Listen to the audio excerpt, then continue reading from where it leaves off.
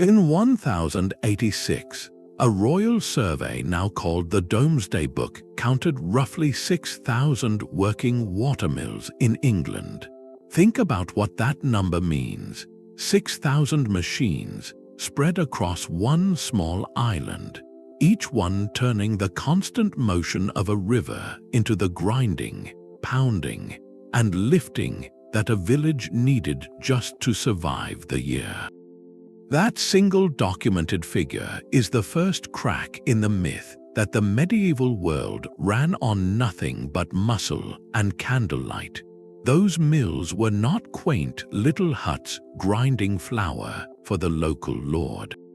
A watermill could full cloth, hammer iron, drive bellows, saw timber, and crush ore. One wheel, a handful of wooden gears, and the flow of a stream replaced the backs of dozens of laborers.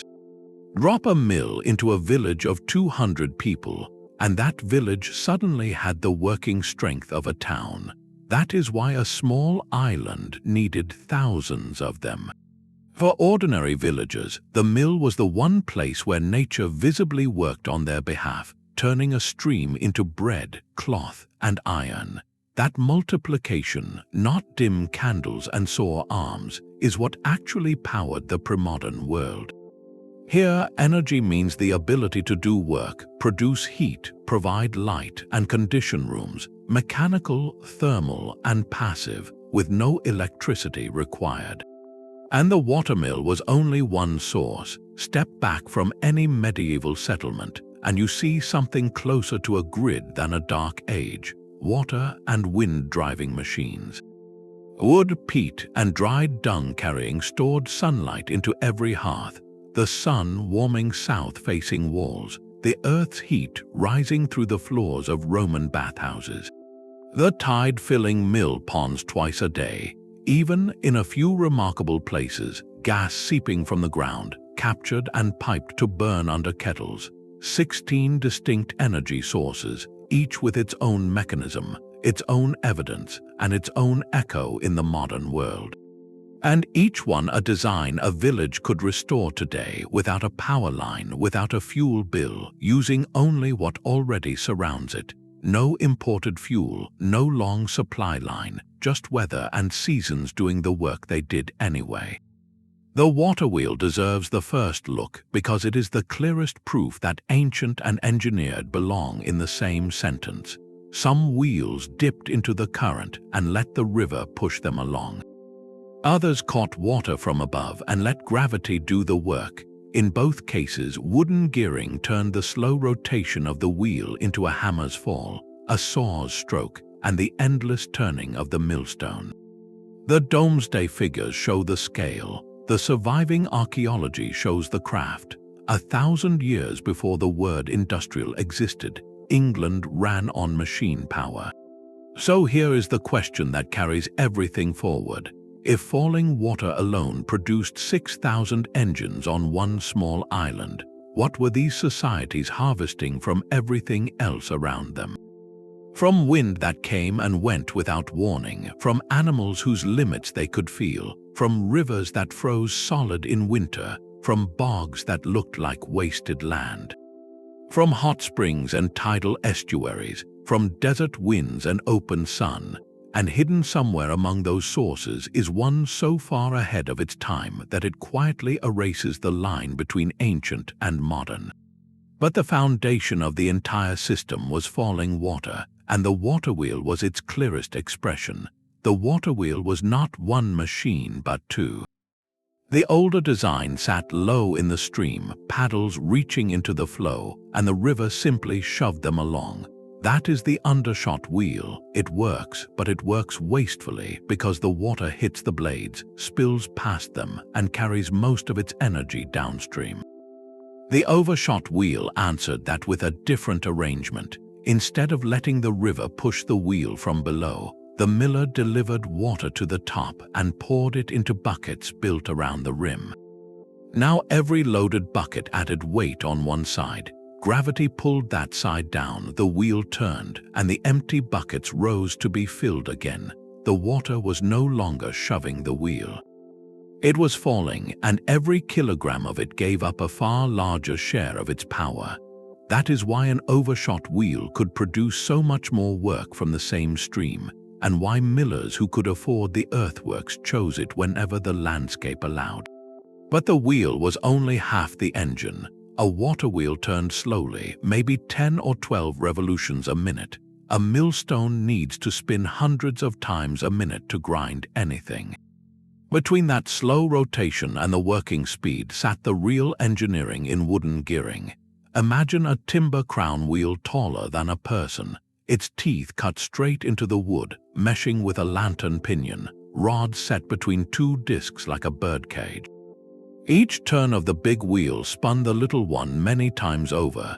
The same axle could also carry cams, pegs that lifted and released heavy beams, so each slow revolution became a rhythmic fall, a hammer pounding iron, a fulling stock beating cloth. The river did not just turn one stone, it could pound, saw, and grind all from the same shaft depending on which gears the miller engaged. The wheel captured the river's power. The gearing aimed it. Now put that machine back into the Domesday landscape. The Domesday Book records roughly 6,000 mills in England in 1086.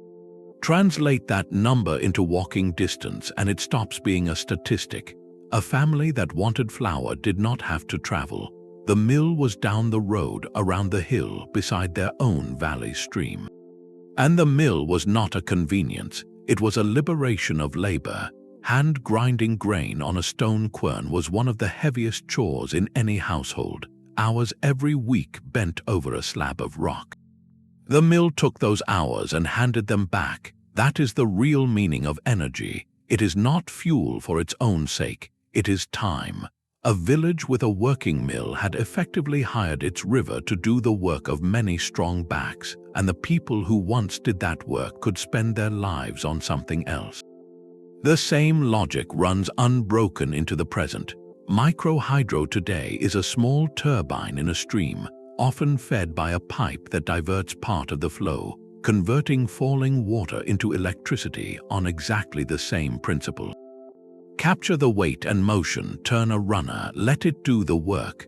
The only real requirement is what hydro engineers still call head, the vertical drop that gives the water its work to do. A modest stream with a modest drop can power a modern household, and a stronger one can power several homes or a small village. No dam, no reservoir, no exotic technology. The hardware is new, the physics is a water wheel, yet falling water carries one hard condition. It only works where the geography cooperates. A village on a plain beside a sluggish river or in a dry valley could hear about the mill beyond the ridge and still grind by hand. So the ancient grid needed a partner that could not be shut off by terrain, an engine that lived in the sky instead of the riverbed. It needed no fall, no dam, no current. Only open air and air that refused to stay still. There was another engine in the landscape, one that ignored geography entirely. It lived above the ground, invisible unless you knew how to look. Moving air. The first machines built to catch it were vertical axis windmills, reported in the wind-scoured lands of the early Islamic world, especially the region of Sichuan, a place whose very name was tied to punishing seasonal winds. The design was simple. Instead of sails turning on a horizontal axle, a rotor stood upright and spun around a vertical shaft. Picture sails fixed around a central pole, the whole assembly turning like a wheel laid flat. Because the rotor spun around a vertical axis, the wind could strike it from any direction. No aiming was needed. The shaft turned, and that turning drove millstones or lifted water. Historical accounts describe these mills working throughout the early Islamic era, grinding grain in lands where a river was a rumor. They were the first engines that ran on the weather itself. Centuries later, in Europe, millwrights arrived at the same idea, probably on their own and from a completely different direction. They built horizontal axis mills. The sails turned in a vertical plane, like a water wheel lifted into the sky, and that created a problem the earlier mills never had.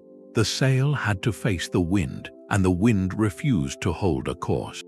The answer was the post mill. The entire mill house, a small wooden building holding the machinery, was balanced on one massive central post. A long tail pole trailed down to the ground. When the wind shifted, the miller pulled the tail pole around, and the entire building rotated, stones, roof, and all, until the sails met the wind square on. Later tower mills kept the building still and turned only the cap that carried the sails, sometimes letting small fan blades aim them automatically. The problem of keeping a working machine aimed at a moving target was solved in wood by the 12th century. The decisive advantage was freedom. There was no fall to find, no dam to build, no current to chase. A windmill needed only a place where the wind blew dependably, an exposed plain, a coastline, drained marshland with no stream worth damming. Where the water wheel was chained to geography, the windmill answered to the sky. It could run when winter froze the streams, when summer drought shrank them, or in regions where a stream had never existed. The two engines did not compete. They complemented each other, stitching an earlier grid together. Stand inside a modern small wind turbine, and the lineage is unmistakable. A rotor on a tower, a mechanism to turn the head into the wind, a gearbox converting slow blade rotation into faster shaft speed. Every one of those problems was solved 1,000 years ago. What changed is the material, not the principle. Better blades, better bearings, an alternator in place of a millstone, and a tower that climbs far higher than any post mill. But the machine still does what the mills of Sichuan did. It lets moving air turn a rotor, and it makes that rotation do useful work. Ancient wind power was modest in scale, and honest history keeps it modest. These mills ground grain and raised water. They did not run factories, but they changed what a settlement needed in order to claim an engine, not a river. Not a waterfall, just wind, and for a place that had neither river nor dependable wind, the energy had to come from somewhere else, something older than any machine. Something that stored sunlight, metabolized it, and walked. Any settlement that lacked rushing water or dependable wind still had one resource that could not be moved away by geography. Grass, and grass, once eaten, became something remarkable. An engine that walked, that is the quiet genius of animal power. A field of pasture is stored sunlight, and an ox or horse is the machine that converts it into tractable, steady, repeatable force. You can point it at a plow, a mill, a pump, or a winch, move it wherever the work happens to be, and feed it from land that can grow little else. Before coal and steam, this was the densest portable power source a village could own. The technology that unlocked it looks almost too simple. An animal walks a circular path, pulling a long arm that rotates a central shaft. That shaft, through wooden gears, drives millstones, pumps, or winding drums.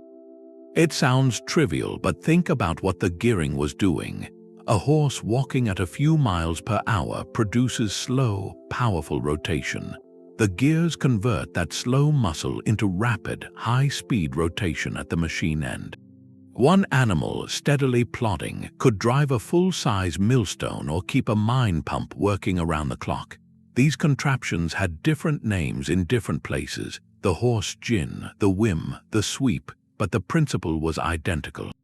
And because the animal carried its fuel inside itself, the whole power plant could relocate whenever a job demanded it. The real sophistication shows up when a village had to choose its engine. Oxen versus horses was not a matter of taste. It was a genuine economic calculation. An ox is cheaper to buy, cheaper to feed, and can thrive on rough forage that a horse would refuse. It is steady, patient, and strong in a slow pull. A horse is faster, more powerful over a working day, and can cover more ground, but it demands better feed, more attention, and more money. So the choice came down to what the energy was for. Heavy, slow work on a farm that had plenty of land but little cash pointed toward oxen. Fast work, hauling, or driving a mill that needed output pointed toward horses. Every village was running the same fuel cost analysis we run today, just measured in fodder and hours instead of kilowatts. Then comes the detail that connects this forgotten engine to every engine you have ever used. When James Watt needed to sell his early steam engines to skeptical buyers, he did not describe them in abstract units of work. He told customers how many horses each engine replaced. A machine rated at 10 horsepower did the work of 10 draft animals. The term stuck, and it is now the universal currency of engines, from lawn mowers to electric car motors. So every time you see horsepower on a specification sheet, you are reading the legacy of animals walking in circles around a capstan. The ancient source did not disappear. It is fossilized inside the language of mechanical power itself, and that is the concrete discovery this entry leaves behind. Animal power was not primitive muscle. It was a portable, fuel-flexible, economically optimized power system with a cost model so sound that its unit of measure outlived the animals themselves. The ox and the horse were the medieval world's mobile generators, and their only exhaust was manure. That exhaust, as later entries will show, was valuable too. But before any of that matters, the obvious question remains. If animals were the movable engines, what was the strangest engine of all? The one that needed no fodder at all, only food, and could fit inside the machine it was powering. That engine is the human body, and it really did walk inside the machine it powered. Ancient engineers built devices sized to the person who would stand in them, and the specification they designed around is still printed on your own biology. A healthy adult working steadily can sustain roughly 75 to 100 watts of useful mechanical output across a full workday. Brief efforts spike much higher, but sustained output is what moves real workloads. That round number makes every other source in this story measurable. It also means every settlement arrived with its engine pre-installed, needing only food and water. The clearest proof of how far those watts could be pushed is the Roman treadwheel crane. Picture a hollow wooden wheel tall enough for a person to stand inside, with cleats along its inner rim. As the worker climbs, the wheel turns beneath them like an endless staircase, and their whole body weight bears down on the rim. Because the wheel is much larger than the axle at its center, ordinary walking becomes enormous mechanical advantage. A rope wound around that axle hoists the load. Roman builders used machines like this to lift stone blocks weighing several tons, high enough to set them into walls and columns that still stand after 2,000 years. No single pair of arms could have done that. The crane did not need a stronger person. It needed a cleverly placed one. That flexibility is why human power never vanished, even in villages with rivers and working animals. A person can climb a scaffold, thread a rope with precision, and stop instantly on command. No ox can do that, and no current can. A treadwheel needs no fodder, no pasture, and no favorable weather. It fits inside a building site instead of demanding that a building be arranged around it. That made the human engine the default for tasks too delicate for animals and too small for water. In later centuries, the same mechanism was adapted into a prison treadmill, a grim chapter that gave the machine its modern name. The mechanism was never the problem. The coercion was. Today the same engine is being rediscovered on its own terms. Pedal-powered water pumps and grain grinders work across the off-grid world, and a pedal generator wired to a small battery lets one person's steady watts accumulate. An hour of pedaling can store enough for evening light, a charged phone, a working radio. The human engine remains the only power source that comes with its own repair shop, fuel tank, and driver in a single body. But it has a hard limit, and that limit shaped the rest of the medieval energy grid. 75 to 100 watts can lift stone, grind grain, and pump water. It cannot bake bread, forge iron, or warm a family through a northern winter. thermal work demands a different fuel economy. The village, having exhausted what muscle could give it, turned from living engines to stored sunlight. If muscle was the village engine, wood was its battery. Every tree is a solar collector. Leaves spread into a canopy, roots reach down, and photosynthesis quietly banks the sun's energy in cellulose and lignin, year after year. When a medieval household threw a log on the fire, it was releasing a summer that had fallen years earlier. That single act powered the whole thermal side of village life. Cooking, heating, baking, pottery firing, lime burning, and the earliest ironwork all began with someone feeding stored sunlight to a flame. But wood had two serious problems, and they explain the entire fuel economy that followed. It was bulky, so hauling it any distance cost nearly as much energy as it could give back, and it was chemically messy. A log is full of water and volatile compounds that smoke, spit, and hold the flame back from the temperatures that metalwork needs. You cannot forge iron with a campfire. The fix was one of the least celebrated chemical discoveries in history. Give wood plenty of air and it burns down to ash.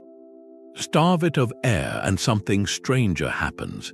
The heat drives off the moisture and the volatile gases, and what remains is almost pure carbon.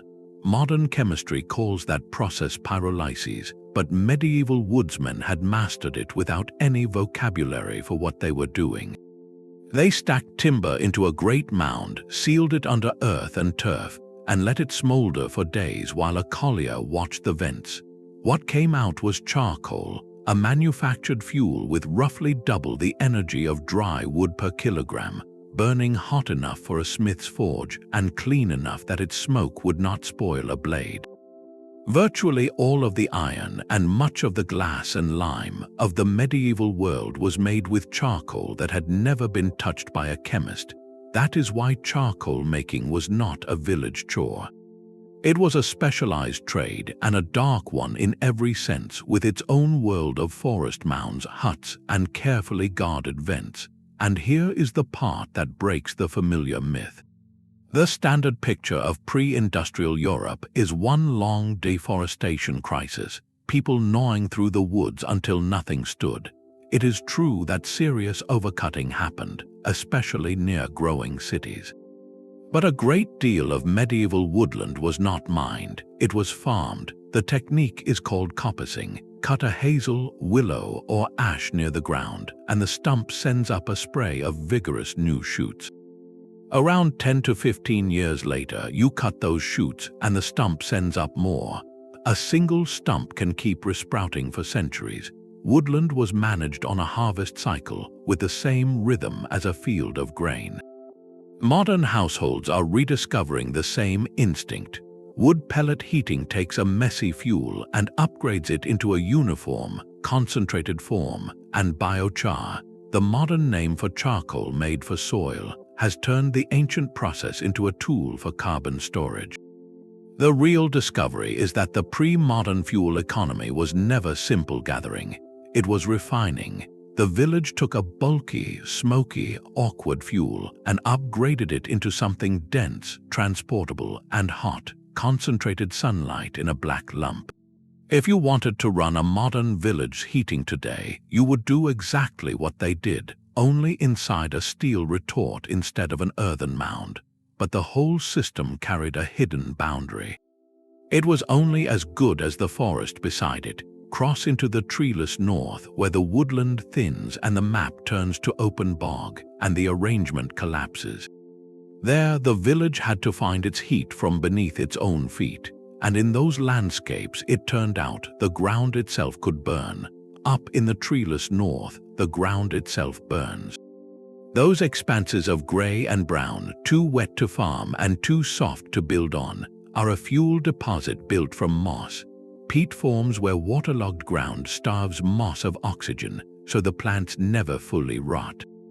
They compress layer on layer, century on century, into a dense, dark, combustible earth, and this is the detail that changes how you see the landscape. A living bog grows at roughly the thickness of a coin per year. The fuel bed beneath your feet is not a crop. It is a slow-motion inheritance, the accumulated sunlight of centuries, and every cut you take from it takes centuries to replace. Where trees ran out, whole regions ran on this. Across Ireland, Scotland, the Low Countries, and parts of Scandinavia, people cut peat into turf blocks, dried them in the open air, and stacked them like bricks. Those bricks heated homes, baked bread, fired pottery, and fed early industry. In places with almost no woodland, the bog was the village power plant. What looked like empty land was actually a reserve of stored heat, and entire economies were built on reading a bog the way a forester reads a stand of timber. Peat is the first fuel in this list that demands an honest catch. Bogs recharge at a coin's thickness a year, but a household burning turf every winter draws down that reserve far faster than the moss can rebuild it. Ancient demand could outpace the bog, and burning peat today releases carbon locked away for centuries. The uncomfortable truth is that traditional does not automatically mean renewable. A fuel can be ancient, proven, and deeply understood, and still be a budget with a recharge time, a savings account that refills on a geological schedule while the household spends on a human one. The wise village treats it as such, the desperate village mines it. Both behaviors existed in the past. Peat survives as a specialty fuel today, most visibly in the kilns of traditional whiskey distilleries, where its smoke gives the spirit its character, and a few households still cut and burn it the old way. But the real lesson for a modern settlement is not the flavor, it is the accounting. Before calling any resource green, ask how fast it comes back compared with how fast you burn it. The bog passes that test only when used gently, and if a village would burn a fuel that regrows a coin's thickness a year, it was certainly willing to burn the most unmentionable fuel of all. There it is, the most unmentionable fuel of all, dried animal dung, and before you judge it, consider what it actually was. In any landscape where trees were scarce, firewood expensive, and livestock plentiful, dung was not a desperate last resort. It was a deliberate fuel choice perfected over generations. The preparation is almost a craft. Fresh dung is worked with straw, pressed into flat cakes, and laid out in the sun until it hardens into a light, dry brick. Done right, it burns slowly and steadily with a smoke an experienced household knows how to manage. It costs nothing in cash. It destroys no trees, and it turns a substance the village would otherwise have to dispose of into stored heat. That last point is the one worth sitting with. The animal eats grass and grain, digests the useful fraction, and rejects the rest. Burned, that rejected matter returns to the household as fire for the stove and the winter room. The dung has already fulfilled one job as animal fuel. Now it serves a second life as household fuel. What one system refuses becomes the input for another. We call that the circular economy and treat it as a modern breakthrough. Ancient households simply called it a normal day. The modern revival makes the logic explicit. A biogas digester takes the same dung, seals it in an airtight tank, and lets bacteria turn it into methane, which pipes straight to a cooking flame or a lamp. Same source, same insight. Livestock waste is stored energy. The only difference is that the digester captures the gas that an open dung fire let drift away into the sky. That is not a correction of an old mistake. It is the ancient instinct upgraded. So a village with no trees and no peat could still cook, heat, and survive on what walked through its streets every morning. Fuel was never only what you could cut, dig, or harvest. It was also what you could inherit from another creature's digestion. But heat alone did not end the working day. The sun went down, the fire settled to embers, and every household still faced the same wall of darkness. Feeding the stove had been solved. Lighting the night was a problem of a completely different kind. Nightfall was an economic event. Light was not a background feature of the ancient home. It was a fuel you pressed, rendered, or bought, metered out in small flames, and every flame carried a price. Step into a Mediterranean household at dusk, and you would likely find one clay lamp, its wick floating in olive oil, casting a small, unsteady pool of light across the table. That single flame was the entire lighting budget for the evening. The family gathered around it because the darkness beyond it was functionally unusable. The Roman clay lamp survives by the thousands, which tells you how widespread this system was. The design was simple. A closed bowl held the oil, and a small nozzle held the wick. When lit, it produced roughly the brightness of a single candle, a flame that flickered with every draft and left a thin trace of smoke on the ceiling. It lit a table, not a room, and because olive oil was a valuable commodity, how long the flame burned and how many flames burned at once was a decision the household made every single night. North of the olive line, the system changed, but the economics did not. The workhorse fuel there was tallow, rendered animal fat. A household could melt down fat from its own livestock, pour it into a mold around a wick, and make candles that were cheap, soft, and smoky, with a faint smell of cooked meat. Tallow burned quickly, so even the cheap option was still a metered one. If you wanted better, you bought beeswax. It burned brighter, smelled sweet, and smoked almost not at all, which is why beeswax candles belong to churches and wealthy houses. The better the flame, the steeper the price, and most people lived in the dim tier.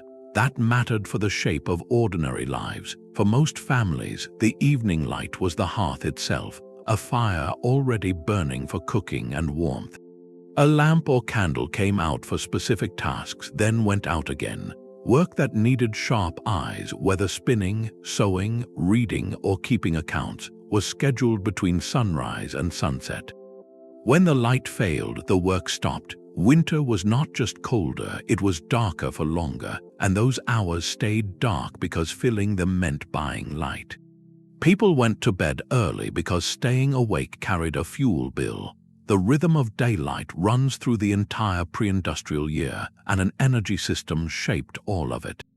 Now set that beside the modern light switch, a single bulb produces more usable light than an entire household of ancient lamps, at a cost so small we do not measure it. We do not budget light, we do not count flames, we leave lamps burning in empty rooms at noon without a thought, which would have scandalized any household that counted its flames. That is one of the most extreme energy revolutions in history, and it is roughly 150 years old.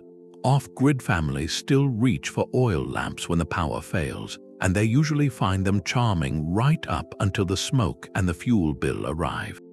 And yet no lamp or candle ever solved the energy problem that mattered most, the one that filled a whole room with light and warmth for nothing at all. That source arrived every morning free, whether the household could afford it or not. That source was the sun, and the smartest ancient builders treated it not as weather but as a heating system you could design a house around. This was precise, reasoned building science, and we have the texts to prove it. Socrates, as recorded by his student Xenophon, laid out the ideal house in plain terms. A sunward portico let the low winter sun reach deep into the living rooms, and a north-facing side kept out the cold. He was describing the sun's seasonal geometry.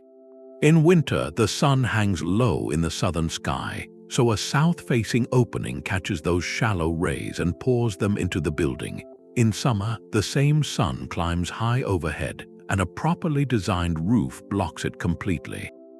Heat in winter, shade in summer, using nothing but the angle of a wall and the position of a window. Roman builders took the same logic and packed it into stone and brick. Their south-facing rooms absorbed the day's heat and released it slowly through the night. Modern architecture calls this passive solar design, and green building standards still specify exactly the geometry Socrates described 2,500 years later. The ancient sun was not a backdrop. It was budgeted, calculated, and trapped. The sun did more than heat rooms. It was also one of the largest industrial power plants of the ancient world. No fuel to cut, no smoke to vent, and almost no labor beyond laying things out in the open. Crops, fruit, grain, bricks, and timber were all sun-dried at enormous scale. The clearest example is salt. Along coastlines and around salt lakes, ancient communities kept shallow evaporation pans where water sat in the sun until it left and the salt remained. That is solar power applied to chemistry, a landscape-level industrial process that produced one of the most valuable commodities of the pre-modern world without a single furnace. The sun, in effect, ran factories. The most famous sun story of the ancient world is probably a legend. It says Archimedes defended the city of Syracuse with a wall of mirrors, focusing sunlight onto the Roman fleet and setting the ships alight. It is a spectacular image, but the earliest accounts come from writers who lived centuries after the supposed event, and no contemporary source mentions the burning fleet. Modern experimenters have shown that a huge array of precisely angled mirrors, all aimed at one point, can in theory concentrate enough light to ignite wood. That keeps the story alive in engineering circles, but a moving ship at sea, at a practical distance, under battle conditions, with dozens of mirrors needing to stay perfectly aligned, is another matter entirely. Most historians treat the burning fleet as a myth built around a real man's genius, not as something that actually happened. The legend itself is revealing. People in antiquity believed sunlight could be concentrated into destructive heat, and they were right about the physics, even if the ships escaped. The modern revival is quiet and practical. Passive solar homes use the exact orientation rules of the ancient world. Simple solar water purifiers, basically dark containers left in the sun, make water safe to drink using the same free heat that salt makers and brick dryers counted on. The sun was never a primitive fallback. It was the first energy source anyone learned to engineer. The sun is one gift from outside the planet, and the other comes from its burning interior. What do you do when the warmth you need is not falling from the sky but rising from beneath your feet? Some warmth never falls from the sky at all. It rises. Deep below the surface, the Earth's interior stays hot, and where the crust is restless around volcanic zones, along geological faults, in the folded ground of the Mediterranean, groundwater comes back up as hot springs. Ancient people found these places and understood them immediately. Heat that arrived on its own, with no wood to cut, no fire to feed, no fuel to ration, and no season to wait through. The Romans turned that recognition into a city plan. The town they called Aquae, known today as Bath in England, was built entirely around one such spring. Rain falling on the hills above seeps deep into the ground, is warmed by the Earth's internal heat, and rises again along a fault, delivering water at roughly 46 degrees Celsius, hot enough to bathe in straight from the source, and it has been flowing for thousands of years. The Romans built a temple beside the sacred pool and identified its local goddess with their own Minerva, making the site a healing sanctuary. They engineered stone-lined baths across the seeping ground. And the town grew because of the heat. Pilgrims and the sick traveled there for the warm mineral water, and the settlement organized its streets, its rituals, and its daily life around something the ground simply provided. Pause on what that means. A Roman bath town was a civic energy system.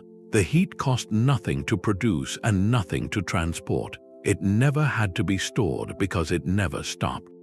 It arrived through winter and summer, by day and by night, more dependable than almost anything else on this list. Where hot springs emerged, entire settlements could be anchored by warmth, which is exactly what happened at Bath and at the many hot springs scattered across the Mediterranean world. And here is the genuinely revealing part. Nobody could actually explain why the water was hot. A Roman engineer like Vitruvius could offer theories, underground fires, burning minerals, but those were guesses, impossible to test. No one had seen the deep earth or measured its temperature. Yet the absence of a correct explanation did not slow the engineering down for a moment. The baths worked because the builders trusted observation and pattern over theory. Warm water rises here, therefore we build here. That gap between practical mastery and scientific explanation runs through the whole history of ancient energy, and it is a lesson a modern village could use. You do not need to understand a system completely to harness it well. The modern world proved the point by scaling it up. Iceland's capital city began piping hot groundwater through the streets in the 1930s, replacing coal stoves with the same source the Romans drew on. Today, geothermal district heating warms whole neighborhoods in Iceland and beyond. The logic is unchanged. The earth is the furnace, the water is the carrier, and the settlement arranges itself around the heat. The Romans of Aquisules could not have told you why their spring was hot. They only knew that it was, and that a town could live on it. That discovery is still running underneath a modern capital today. Somewhere on an Atlantic coastline in the early Middle Ages, a community built a mill that only worked at certain hours of the day. That sounds like a flaw. It was actually the point. The tide mill is the closest thing the ancient world had to clockwork power. Picture a basin of stone and earth built against the edge of an estuary where the sea rises and falls dramatically twice a day. When the tide climbs, a sluice opens and seawater pours into the basin. At the moment of high tide, the gate closes, trapping an entire pond of water at the top of its rise. Then the sea retreats, and suddenly that pond is higher than the ocean beside it. Let the trapped water out through a channel, and it rushes back to the sea, spinning an undershot water wheel on its way. The same wheel principle as the river mills, but with a fuel no river could supply. The power is not the current, the power is the rise and fall of the whole sea pulled by the moon, and the moon is what made the tide mill special. Wind fails without warning. A river can flood or dry to a trickle or shift its channel, but the tide keeps an appointment written in the sky. Coastal sailors had followed that rhythm for millennia. They could not explain why the sea breathed, but they could predict it perfectly, days and weeks ahead. So a tide mill was the one ancient power source a village could genuinely schedule its working day around.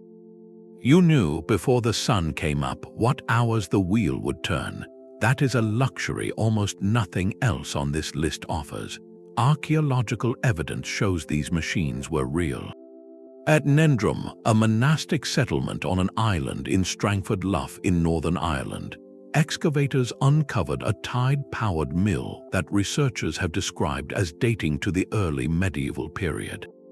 That date is the archaeologist's interpretation of the site, not a certainty carved in stone, but the machine itself is unambiguous. A mill pond, a sluice, a wheel pit, all designed to harvest 2 tides a day. Along the Atlantic coasts of Europe, medieval builders kept raising more of these mills wherever the sea's heartbeat was strong enough to drive a wheel. And that last condition is the complication. A tide mill only works where the tide actually breathes. It needs an estuary or a sheltered inlet with a serious vertical rise and fall, the kind of range that belongs to the Atlantic and the North Sea, not the Mediterranean. So this brilliant engine never became universal. It was regional by nature, chained to a coastline. For a settlement in the right spot, it delivered free, predictable power. For a settlement a few kilometers inland, it was nothing but a rumor. The most reliable power source in the ancient world came with geography permanently attached. The modern descendant is the tidal lagoon, a basin sealed behind a wall, filled by the rising tide, drained through turbines. Engineers propose these at grid scale today, and coastal communities still study small versions of the same idea. But the principle is the medieval one: store the ocean's rise, release it as work, wait for the moon, and do it all again. So water at the coast could turn a mill. And water in a river could do something even stranger. It could lift itself. A noria does exactly that. build a tall wheel, ring its rim with pots or hollow boxes, and lower it into a current strong enough to press the paddles. The current turns the wheel, the buckets dip at the bottom, ride up the far side, and tip at the top into a channel or aqueduct. Each bucket carries a small load, but the wheel repeats that lift with every turn, and the small loads become a steady flow. No animal, no human pumping, no sluice arranged to drop water from above. The motion of the river itself raises part of the river above its own surface and sends it flowing across the land. The great norias of Hama on the Orontes in central Syria show the scale. Wooden wheels several stories high, built and rebuilt over centuries, kept water moving to the city and its orchards. Some still stand. The same idea appeared in compartmented water, lifting wheels along the Nile and in Chinese river valleys. It worked wherever a current could become the engine for watering fields above the reach of the river. The energy logic is a paradox. The current carries kinetic energy, the energy of motion. The Noria spends some of that energy to give water gravitational energy. Water at the top of the wheel sits higher than the river. From that height it flows downhill through channels, feeds crops, and eventually returns to the river downstream. The river does physical work on itself. The current is both the engine and the cargo. It gives up a little speed to lift some of its own volume, and that raised water becomes the irrigation system. No gears, no cranks, the wheel is its own pump. It simply trades motion for height. For a society without engines or fuel, this was as close to free as engineering could get. Stand beside one of these wheels and the effect is strange. A massive wooden machine turns on its own, groaning as buckets rise and pour into a channel bound for an orchard. No one touches it, no one feeds it. The current is the fuel, the power cost is nothing. The principle was not lost. The modern hydraulic ram pump uses the momentum of flowing water to lift a portion of that same water to a higher elevation. Farms off the grid still install low-lift wheels and pumps for the reason the people of Hama did. A river running past your land is a river offering to do your lifting. These machines moved water, grain, or stone, but the most sophisticated ancient energy systems moved something subtler. Comfort itself. The 13th source is one you can feel with your own bare feet. For the Romans at their most ambitious, comfort meant walking across warm stone in the middle of winter.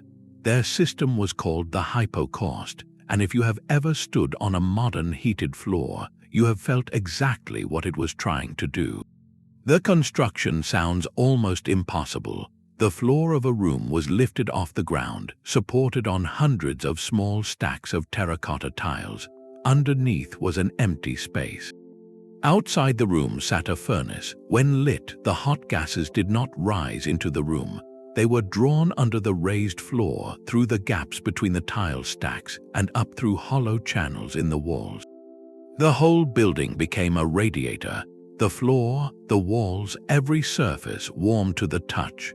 The Roman architect Vitruvius described this system roughly 2,000 years ago, and archaeologists have found the surviving underfloor spaces in baths and villas across the Roman world.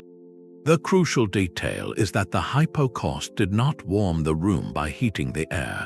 It warmed the room by heating the surfaces, using what we now call radiant heat. The fire warmed the stone warmed your body directly. Because your body radiated heat back onto warm walls instead of cold ones, you felt comfortable at a much lower air temperature. That is the same strange pleasure of a modern radiant floor. The room feels warm without feeling stuffy, because the heat stays exactly where you are instead of drifting to the ceiling. For most of the ancient world, heat meant a visible fire, smoke in the room, and warm air gathering overhead while the floor stayed cold. The hypocaust reversed the arrangement. It put the heat where the body lives. That is precisely why it stayed a luxury. It was fuel-hungry and expensive to build, with its own furnace, an enormous number of tiles, and a constant supply of wood. In practice, it served public baths and the grand villas of the wealthy, while ordinary households went on huddling around the hearth. The honest limit sits inside the achievement. The ancient world understood radiant comfort so well that modern building is only now catching up, but that understanding was a privilege, not a public utility. Every energy system in this story carries a social address. Some machines stood in nearly every valley. Some warm floors belonged to almost no one. The descendants of the Hypocaust are everywhere now. Water fed through pipes embedded in a concrete floor brings the same principle into modern kitchens and bathrooms. Energy-efficient design treats radiant surfaces as a core strategy, because warming a human body directly costs less fuel than warming an entire room of air. The idea that surfaces beat air is now a standard rule of modern building. The Romans reached it by building the system into their walls, describing the method in writing, and leaving the flaws behind for us to find. And yet there is a strange twist in their engineering culture. To warm a room, they lit a fire underneath it. To cool a room, they needed no fire at all.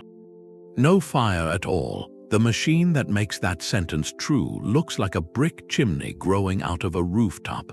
The Persians called it a badger, literally meaning wind catcher. We call it a wind catcher. In the hot, dry towns of Persia and the wider Islamic world, it was the air conditioner of a civilization with no electricity. Here is the problem it solved. On a scorching day, the air at rooftop level moves faster and cleaner than the air trapped between the walls below, so the wind catcher rises tall enough to reach that moving air. The side facing the breeze catches the wind and forces it down the shaft. The air spills into the rooms below, pushes the stale hot air ahead of it, and escapes through a second shaft on the far side.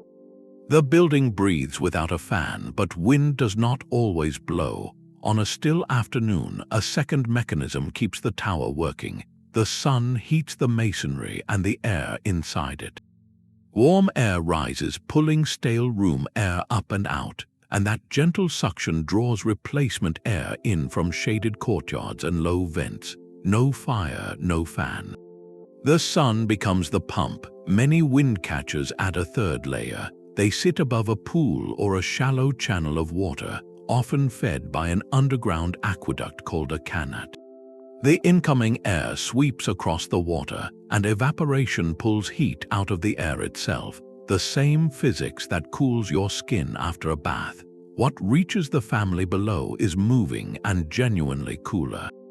That is the difference between a room like an oven and a room like a shaded well.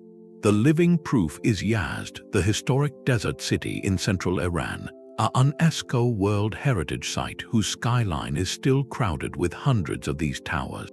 Summer temperatures there regularly climb past 40 degrees. For centuries, the whole city worked as one passive cooling machine.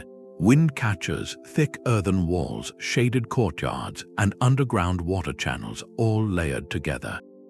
Ordinary homes stayed livable through weeks of heat without a single kilowatt-hour spent. Notice the difference from the south-facing walls we saw earlier. That was architecture trapping the sun's heat for winter. This is architecture using the sun and the wind to strip heat from summer. Heating and cooling, both achieved with shape and moving air.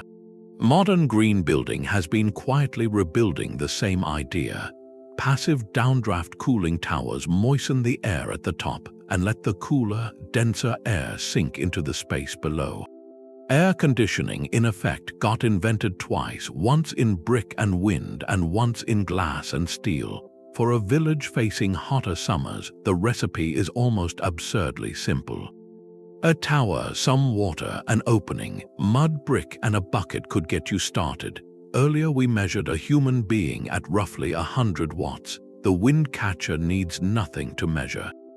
It spends no fuel. It runs on wind, sunshine, and water.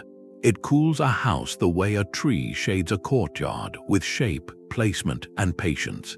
And if geometry alone could keep a desert city comfortable for centuries, then the modern assumption that comfort requires a compressor and a power bill is not an engineering law. It is a choice. If the Windcatcher proved that a society could solve comfort with shape alone, Hero's steam sphere proves something stranger. A society can hold real power in its hands and decide, without ever saying so, not to use it. In Alexandria during the 1st century AD, the Greek mathematician and engineer Hero wrote a book called Pneumatica, a collection of machines powered by air, water, and steam. Most are clever puzzles. One is different in kind. A sealed cauldron of water sits over a fire. Steam rises into a hollow metal sphere mounted on a pivot.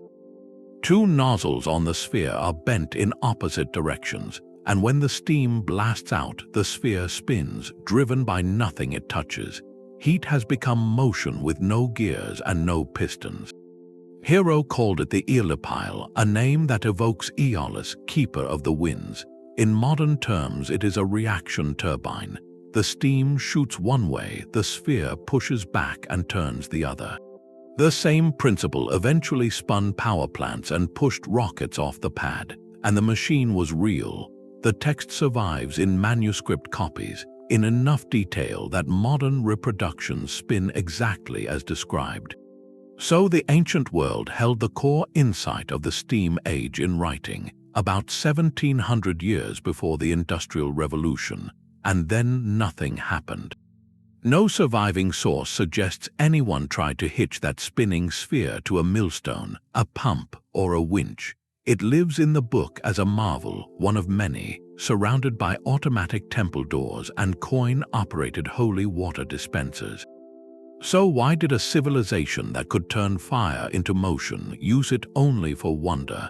No Roman text answers directly, so any explanation is interpretation. The interpretations historians of technology converge on are consistent. First, economics. Rome already ran on cheap, predictable power. Enslaved people, hired workers, oxen, and waterwheels did everything a steam engine might have done without boilers that could burst. A machine that spins for spectacle is charming. A machine that has to grind grain for hours under pressure is a risk, and an economy with no pressing need will not take it. Second, materials. A real engine needs a boiler that holds pressure, pipes that do not leak, parts fitted precisely. Roman metalworkers were brilliant, but cheap, airtight vessels at scale were beyond their workshop economy. A toy can be loose. An engine has to be exact. Third, and most telling, there was no pressure to make it matter. The steam engine that eventually transformed the world was born under compulsion, when flooding mines outran muscle and horsepower, and power was needed where no waterwheel could reach. Rome never faced that emergency. Alexandria had rivers, animals, labor, and an endless supply of wonder. So the aeolipile is not a failure. It is proof that a society can have the science, the materials, and the working machine, and still leave it on the shelf. What was missing was not intelligence, it was need, which leaves the question hanging where the steam used to be. What does it take for a clever machine to become a working engine? Historians keep answering: pressure, a scarcity of alternatives. A society that can afford to ignore a machine will ignore it forever. A society that cannot afford to will rebuild the world around it. Somewhere beyond the edge of Rome's horizon, a society like that already existed, one that never heard of Hero and did not need to. Its answer came from deep in the earth, in a form no Roman workshop had ever imagined. That society was the salt country of Sichuan in southwest China, and what it pulled out of the earth was the answer the Romans never needed to find. Start with the crisis that made it necessary. Sichuan is far from the sea, no ocean salt, and salt in that world was not a seasoning, it was preservation itself. Without it, meat rots in summer, vegetables will not keep through winter, and an entire region's food supply turns fragile. So they went looking for what the sea could not give them. The ground beneath their feet held brine, water so heavy with dissolved salt that it was worth drilling for, sometimes astonishingly deep, through layers of rock, using tools that had to be invented for the job. And when the wells went deep enough, something else came up with the brine, a flammable vapor. The records call them fire wells, and at first the gas was only a hazard, a flame that could jump from a spark and burn a rig to the ground. But someone in that chain of necessity saw it differently. That vapor was fuel. It burned hot, it burned constantly, and it cost nothing because the earth was already delivering it. What happened next looks like a scene from the 19th century, except nothing in it is metal, glass, or coal. The gas was led from the wellheads through pipelines made of bamboo, sections fitted and sealed, running to the salt sheds. There it burned beneath wide iron pans of brine, boiling hour after hour, driving off the water and leaving salt crusts behind. No wood, no charcoal. No muscle, a drilled well, a pipe network, and a fossil flame doing industrial work. Now the honest caveat. This practice is described in historical Chinese records and celebrated in later accounts, but the precise dates, the well depths, and the scale of the operation are debated among historians. The safest statement is this: the records describe a real industry that captured gas from brine wells and piped it in bamboo to fire the salt works, and because those pipelines were organic, they decayed and vanished. The most modern-looking energy system of the ancient world survives mostly as words. If gas feels out of place in an ancient list, remember what this list already did with dung. Gas can be made from waste, and a modern biogas digester does exactly that. But the people of Sichuan did not have to make anything. The earth had been aging this fuel beneath their fields for longer than anyone could measure. All the well had to do was reach it, and all the salt works had to do was light it. Here, finally, is the answer to the question that has been circling since a bronze sphere spun in Alexandria. Rome could ignore the steam, Sichuan could not ignore the salt. The salt was essential, the firewood was running short, and the wells were delivering a free flame whether the drillers asked for it or not. Nothing about this was a scientific breakthrough, it was an economic one. That is the pressure that turns a curiosity into an industry. So the boundary between ancient and modern does not survive this entry. Modern is supposed to mean drilling, pipelines, fossil fuel, industrial heat. Ancient is supposed to mean firewood, muscle, candlelight. But there, possibly more than 1,000 years ago, stood an industrial gas network in miniature. Your kitchen stove and every gas power plant on Earth run on the same chain. A well, a pipe, a flame. What changed is not the idea. What changed is steel, scale, and an economy hungry enough to make the system grow. Which is why the last question of this list is a practical one. 16 real sources, 16 working systems. Most are still buildable with simple materials, and one of them, drilled and piped in bamboo, already looks like an energy industry we would recognize today. The past was not waiting for the Industrial Revolution. It was already running on these ideas. The only question left is whether all 16 of those answers can be put back together again, and what kind of village they would create. Put those 16 back together and the village comes into focus. A creek runs along the edge, where it drops through a narrow channel. A water wheel once turned beside a wooden mill house, and a small hydro turbine now turns the same water into baseline power. On the ridge where the wind arrives before dusk, a small turbine sits as the descendant of the Persian vertical axle and the European post mill, covering the hours when the water runs slow. Draft animals still work the fields, and their dung feeds a biogas digester, the modern upgrade of the ancient dung cake, feeding the same cooking flame that once cost nothing but patience. The houses face south as Socrates recommended, with heavy walls that hold the winter sun. In summer, windcatchers rise above the roofs and pull hot air out while water in ground channels cools what flows through. Winter comfort comes from a hypocaust floor that warms bodies and furniture instead of just the air, so the village stays warm at half the energy cost. Where geography cooperates, a hot spring heats the bathhouse exactly as it did in a Roman town. On a real tidal coast, a small pond fills at high tide and drains through a wheel, giving the village a few hours of work scheduled by the moon. The sun dries the crops and the salt. The charcoal kiln still makes fuel for the forge. The peat bog is cut at the rate it can regrow, the oldest energy lesson of all. Every one of these systems was local. Every one was renewable or honestly budgeted within the limits of its time. Together they were already a grid, not a grid of wires, but a habit of seeing energy in everything around a settlement.